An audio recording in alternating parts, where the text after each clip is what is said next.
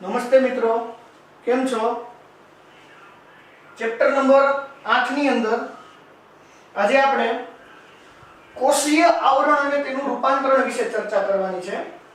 જોઈએ કોષીય આવરણ અને તેનું રૂપાંતરણ. કોષીય આવરણ મતલબ કે કોષની બહારની બાજુએ કેવું આવરણ આવેલું છે અને એની અંદર કેવા કેવા રૂપાંતરણો થયેલા છે એના વિશેની વાત છે આજે આપણે લેક્ચરમાં કરવાની છે.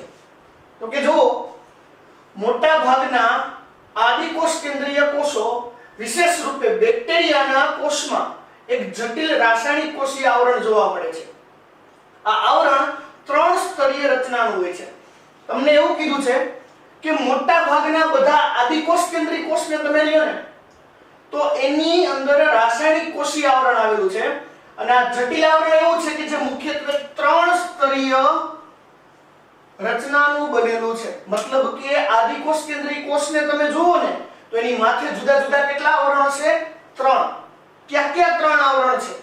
તો કે સૌથી બહારનું જે જાડું આવરણ છે જેને ગ્લાયકોકેલિક્સ કહે છે. સૌથી બહારનું જે આવરણ છે એને શું કહેવાય?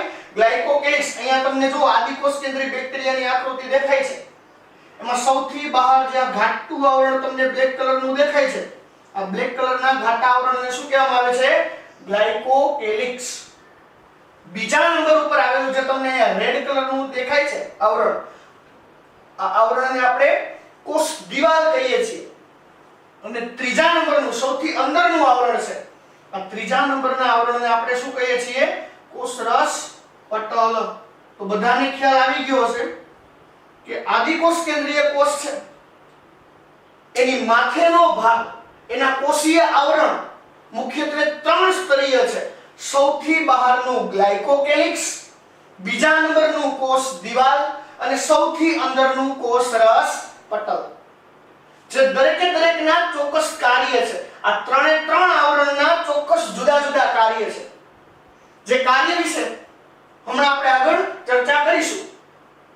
ત્રણેયના કાર્ય જુદા જુદા છે છતાં ત્રણેય સંયુક્ત રીતે ભેગા મળી અને એક રક્ષણાત્મક આવરણ બનાવે છે.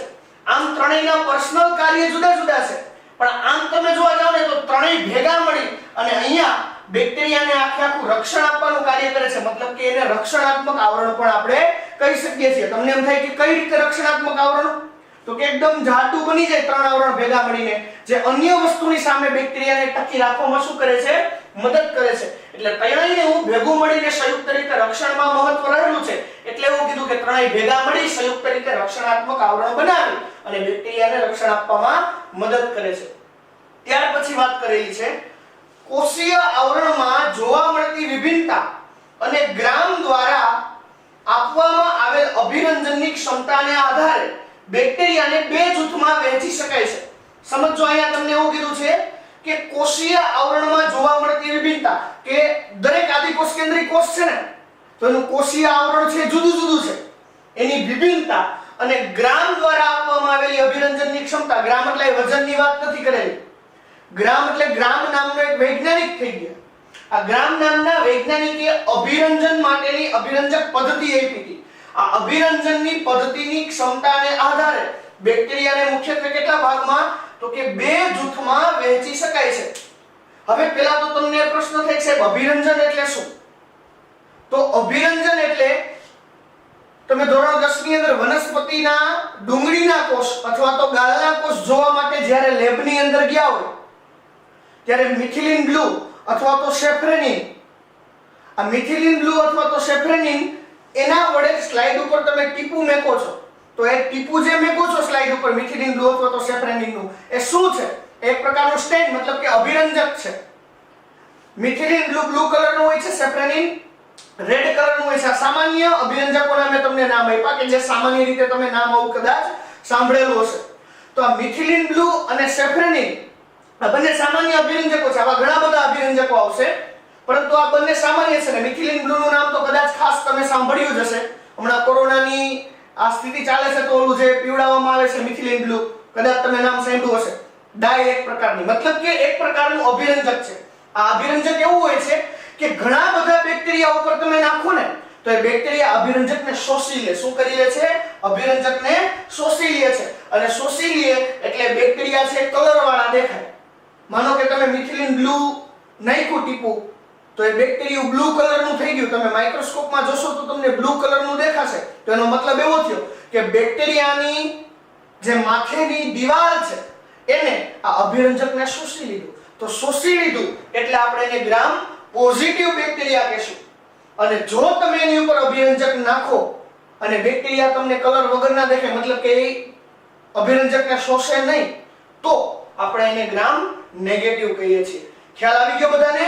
ગ્રામ નામના વૈજ્ઞાનિકે આ અભિરંજકની પદ્ધતિ આપી હતી. એને એવું કીધું કે બેક્ટેરિયાની અંદર માથેની જે રચના છે ને વિભિન્ન પ્રકારની છે. અમુક બેક્ટેરિયા એવા છે કે જેની ઉપર તમે અભિરંજક નાખો તો એને શોષી લે છે. જેને શોષી લે છે બેક્ટેરિયા કલર વાળા દેખાય એટલે ગ્રામ પોઝિટિવ.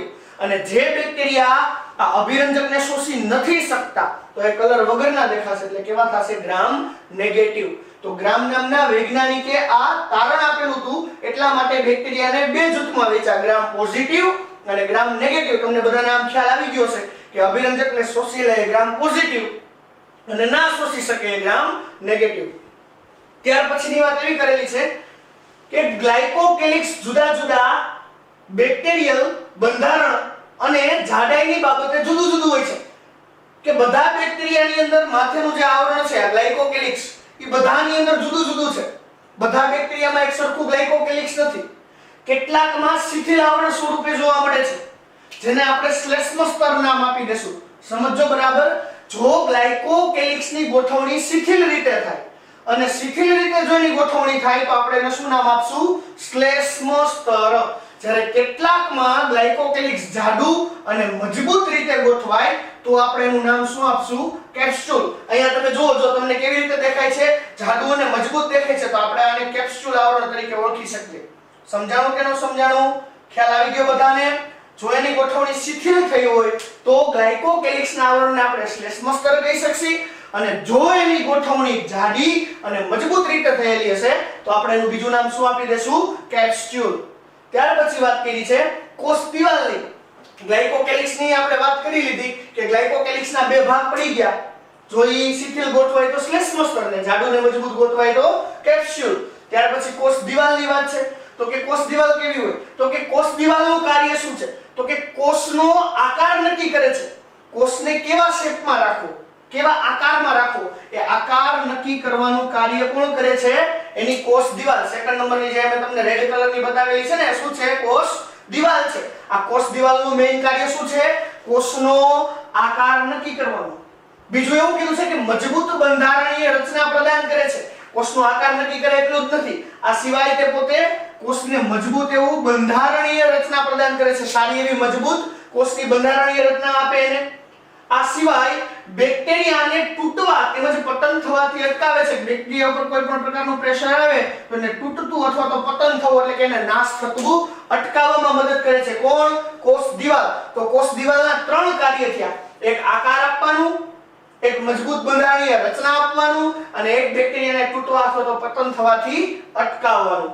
ત્યાર પછીની વાત કરેલી છે કોષરસ પટલની. ત્રીજા નંબરનું જે અહીંયા તમને આવરણ બતાવેલું છે એ શેનું છે? કોષરસ પટલનું છે. તો કે કેવું છે?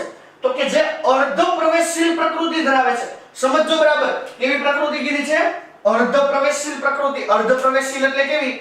શબ્દને છૂટો પાડો ને તો તમને ખ્યાલ આવી જાય કે અડધી પડધી વસ્તુને એની અંદર જવા દે, પસાર થવા દે, અને અડધી પડધી વસ્તુને એની અંદરથી પસાર નહીં થવા દે.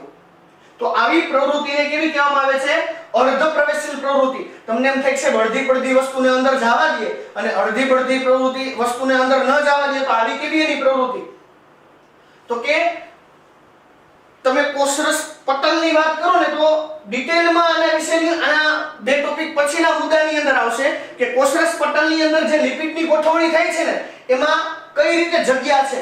આ જગ્યાના આધારે અમુક અણુ એની અંદર જઈ શકશે અને અમુક અણુ એની અંદર જઈ શકશે નહીં. તો એટલા માટે એવું કીધું છે કે અર્ધ પ્રવેશશીલ પ્રકૃતિ ધરાવશે. મતલબ કે કોઈ અડધી વસ્તુને અંદર જવા દેશે અને અડધી વસ્તુને અંદર જવા દેશે નહીં. ત્યાર પછીની વાત કરેલી છે બાહ્ય પર્યાવરણ સામે સંપર્કમાં રાખે છે.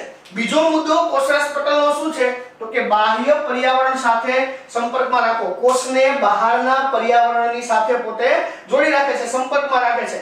અને બંધારણમાં સુકોષ કેન્દ્રી કોષ જેવું જ હોય છે. આદિકોષ કેન્દ્રી કોષનું કોષરસ પટલ બંધારણની દ્રષ્ટિએ કોના જેવું હોય છે તો કે સુકોષ કેન્દ્રી કોષ જેવું જ. તો ખ્યાલ આવી ગયો ત્રણેય મુદ્દા. તો ત્રણ વાત કરી, સમજો બરાબર. ગ્લાયકોકેલિક્સના બે ભાગ પડ્યા, કોષ દિવાલના ત્રણ કાર્ય કીધા અને કોષરસ પટલના પણ ત્રણ જુદા જુદા કાર્ય કીધા. આ સિવાય એક વિશિષ્ટ પટલની રચના જોવા મળે છે જેને મેસોઝોમ્સ કહે છે. સમજો બરાબર, એક વિશિષ્ટ પટલની રચના જોવા મળે. આ રચનાને શું કહેવામાં આવે છે? મેસોઝોમ્સ, જે કોષમાં કોષરસ પટલના વિસ્તૃતીકરણથી નિર્માણ પામે છે. સપોઝ કે આ કોષરસ પટલ અહીંયા તમને દેખાય છે. આ કોષરસ પટલની અંદર આવી રીતે અંતર્વલન પામી અને વિસ્તૃતીકરણ પામીને એક નવી રચના નીકળે છે. દેખાય તમને જે રેડ માર્કરથી હું જે દોરું છું આ ભાગને શું નામ આપ્યું? મેસોઝોમ્સ.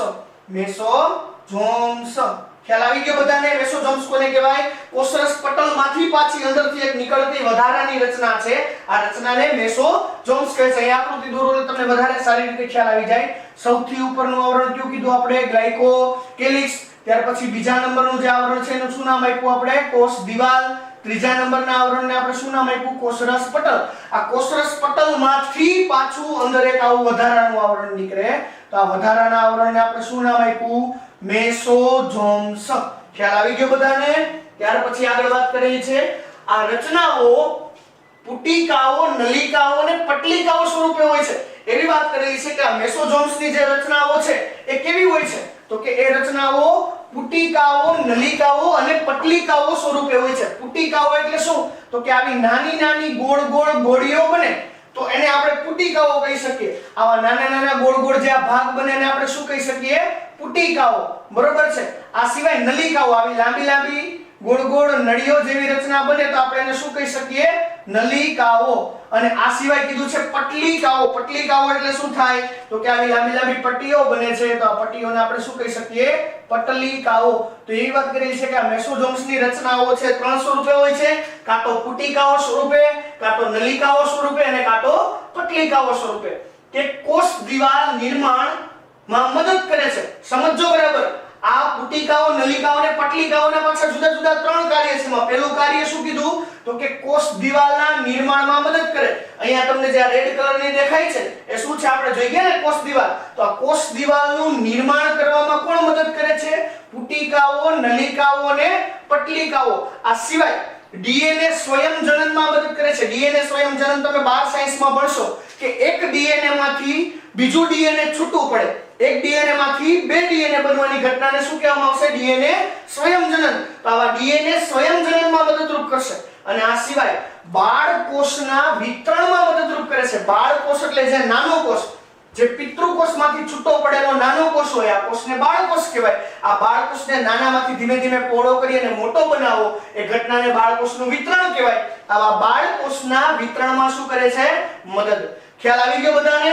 ફરીથી એક વખત કહી દઉં કે એવું કીધું કે મેસોઝોમ્સની રચનાઓ ત્રણ સ્વરૂપે હોય. કા પુટિકા, કા નલિકા અને કા પટલિકા સ્વરૂપે, જેના ત્રણ કાર્ય કીધા: કોષ દિવાલના નિર્માણમાં, ડીએનએ ના સ્વયંજનનમાં અને બાળકોષના વિતરણમાં મદદ કરવાની. તદુપરાંત શ્વસન, સ્ત્રાવી પ્રક્રિયાઓ, કોષરસ પટલની સપાટીના વિસ્તારમાં વધારો કરવામાં અને ઉત્સેચકીય માત્રાને વધારવામાં શું થાય છે? ઉપયોગી. આ સિવાયના બીજા ચાર કાર્ય કીધા. કોષને શ્વસનમાં મદદ કરશે. સ્ત્રાવી પ્રક્રિયાઓ મતલબ કે કોષમાંથી કઈ વસ્તુ બહાર નીકળે તો એને આપણે શું કહીએ છીએ? સ્ત્રાવ કર્યો કહેવાય. તો આવી સ્ત્રાવી પ્રક્રિયાઓ કોષરસ પટલની સપાટીના વિસ્તરણમાં, કોષરસ પટલને મોટું કરવામાં, એની સપાટીને મોટી કરવામાં મદદ કરે અને ઉત્સેચક માત્રાને વધારવામાં શું કરશે? મદદરૂપ થાય. ઉત્સેચક એટલે તમને બધાને ખ્યાલ છે ને, તમે ધોરણ 10 માં ભણી ગયા હશો કે મુખની અંદર ખોરાક તમે દાખલ કરો તો ત્યારે મુખમાં જ ખોરાક પચવાનો શરૂ થઈ જાય છે. શું કામ? કારણ કે આપણે લાળ રસની અંદર એમાઇલેજ નામનો ઉત્સેચક છે જે સ્ટાર્ચનું પાચન શરૂ કરી દે છે. આવું તમે ધોરણ 10 માં ભણી ગયા છો. તો આવા જુદા જુદા ઘણા બધા ઉત્સેચકો હોય જે ઇન ડિટેલમાં આપણે 11 સાયન્સમાં ભણશે. તો આવા ઉત્સેચકોની માત્રાને વધારવામાં શું થાય છે? ઉપયોગી. આ સિવાય એવી વાત કરેલી છે કે કેટલાક આદિકોષ કેન્દ્રી કોષ જેવા કે સાયનોબેક્ટેરિયાના કોષરસમાં પટલથી વિસ્તૃતીકરણ પામેલ રચના જોવા મળે છે જેને ક્રોમેટોફોર કહેવાય છે. સમજો બરાબર? અહીંયા ધ્યાન રાખજો. એવી વાત કરેલી છે સાયનોબેક્ટેરિયા. સાયનોબેક્ટેરિયા એટલે પ્રકાશ સંશ્લેષી બેક્ટેરિયા. કદાચ તમે નામ સાંભળ્યું હશે ને ન સાંભળ્યું હોય તો અત્યારે ખ્યાલ આવી ગયો છે કે સાયનોબેક્ટેરિયા કેવા બેક્ટેરિયા છે? પ્રકાશ સંશ્લેષી. પ્રકાશ સંશ્લેષી એટલે કેવા? પોતે પ્રકાશ સંશ્લેષણ કરી પોતાનો ખોરાક જાતે તૈયાર કરી શકે એવા આ સાયનોબેક્ટેરિયાના કોષરસ પટલમાંથી વિસ્તૃતીકરણ પામી અને જે સ્તર છૂટું પડે ને જેને ક્રોમેટોફોર કહે છે. સમજો બરાબર. સપોઝ કે અહીંયા હું જે આકૃતિ દોરું છું આ સાયનોબેક્ટેરિયાની દોરું છું. સૌથી બહારનું સ્તર શેનું હોય? ગ્લાયકોકેલિક્સનું. સેકન્ડ નંબરનું સ્તર શેનું આવશે? કોષ દિવાલનું. ત્યાર પછીનું ત્રીજા નંબરનું સ્તર શેનું આવશે? કોષરસ પટલનું. આ ત્રણ સ્તર તો કોમન છે આપણે અહીંયા ભણ્યા. આ સિવાયનું એક વધારાનું સ્તર કોષરસ પટલમાંથી છૂટું પડે ને તો આ સ્તરને આપણે શું નામ આપ્યું? ક્રોમેટોફોર. આ ક્રોમેટોફોર છે એ રંજક દ્રવ્ય ધરાવે છે. એની અંદર શું રહેલા છે? ક્રોમેટોફોરમાં રંજક દ્રવ્ય. રંજક દ્રવ્ય એટલે શું? તો કે રંજક દ્રવ્ય એટલે વનસ્પતિને પ્રકાશ સંશ્લેષણમાં મદદ કરે. આવા દ્રવ્યને શું કહેવામાં આવે છે? રંજક દ્રવ્ય. જે આ સાયનોબેક્ટેરિયાને પણ પ્રકાશ સંશ્લેષણમાં મદદ કરે. એટલે સાયનોબેક્ટેરિયા વનસ્પતિ જેવો ગુણધર્મ ધરાવે છે. કારણ કે રંજક દ્રવ્યની અંદર ક્રોમેટોફોરમાં આવેલું હોય. આ રંજક દ્રવ્ય એને પ્રકાશ શક્તિને શોષી અને રાસાયણિક શક્તિમાં કન્વર્ટ કરવામાં મદદ કરે ને પોતાનો ખોરાક જાતે તૈયાર કરી અને પ્રકાશ સંશ્લેષણની પ્રક્રિયામાં મદદ કરવામાં ઉપયોગી થશે. તો ખ્યાલ આવી ગયો બધાને?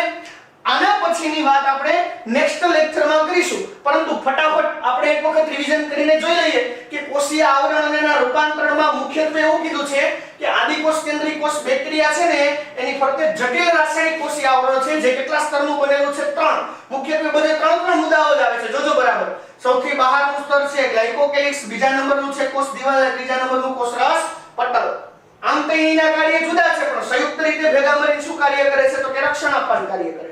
બીજી વાત એવી કરી કે ગ્રામ નામના વૈજ્ઞાનિકે અભિરંજનની પત્તી આપી અને આ સિવાય વિભિન્નતા જે રહેલી છે ગ્રામ નામના વૈજ્ઞાનિકે જે અભિરંજનની પત્તી આપી એ અભિરંજનને શોષવાની વિશેષતા રહેલી છે. આ શોષવાની વિશેષતાને આધારે બેક્ટેરિયાના બે ભાગ પડ્યા. જો અભિરંજનને શોષી લે તો ગ્રામ પોઝિટિવ અને શોષી ન શકે તો ગ્રામ નેગેટિવ. આ સિવાય એ વાત કરી કે ગ્લાયકોકેલિક્સને જુદા જુદા બંધારણને આધારે બે ભાગમાં વિભાજિત કર્યું. જો ગ્લાયકોકેલિક્સ શિથિલ આવરણ સ્વરૂપે આવેલું હોય તો એને શ્લેષ્મ સ્તર અને જાડું અને મજબૂત હોય તો કેપ્સ્યુલ કહેવાય. કોષ દિવાલની વાત કરીએ તો એનું મેઇન કાર્ય કોષને આકાર આપવાનું, કોષને મજબૂત બંધારણીય રચના પ્રદાન કરવાનું અને કોષને તૂટતા અને પતન થવાથી અટકાવવામાં મદદ કરે. કોષરસ પટલનું કાર્ય શું કીધું તમને? તો કે પેલું અર્ધપ્રવેશીલ પ્રકૃતિ ધરાવે, બાહ્ય પર્યાવરણ સાથે કોષને સંપર્કમાં રાખે અને બંધારણમાં શું કોષ કેન્દ્રીય કોષ જેવું જ છે. ત્રીજી વિશિષ્ટ વાત એવી કરેલી છે કે એક વિશિષ્ટ પટલની રચના છૂટી પડે. શેમાંથી? કોષરસ પટલમાંથી જ. જેને આપણે કેનાન ઓળખીએ છીએ મેસોઝોમ્સ. આ મેસોઝોમ્સ કેવું છે? તો કે પુટિકાઓ, નલિકાઓ અને પટલિકાઓ ધરાવે એવું. આ પુટિકા, નલિકા અને પટલિકાનું કામ શું હોય? તો કે કોષ દિવાલના નિર્માણમાં, ડીએનએ સ્વયંજનનમાં, બાળકોષના વિતરણમાં શું કરે છે? મદદ. આ સિવાય એવું કીધું કે શ્વસનમાં, સ્ત્રાવી પ્રક્રિયાઓમાં કોષરસ પટલની સપાટીને વિસ્તરણ કરવામાં અને ઉત્સેચકની માત્રાને વધારવામાં પણ શું થશે? ઉપયોગી. અને છેલ્લે એવી વાત કરી કે સાયનોબેક્ટેરિયા જેવા બેક્ટેરિયાની અંદર છે કોષરસ પટલમાંથી જે સ્તર છૂટું પડે ને આપણે મેસોઝોમ્સ ન કહેતા ક્રોમેટોફોર કહેશી. અને આ ક્રોમેટોફોર શું ધરાવે છે? રંજક દ્રવ્ય જેને શેમાં મદદ કરે છે? પ્રકાશ સંશ્લેષણમાં. તો બધાને ખ્યાલ આવી ગયો હશે. બરોબર છે. હવે પછીની વાત આપણે નેક્સ્ટ લેક્ચરમાં કરીશું. આજે આટલું આપણે રાખીએ.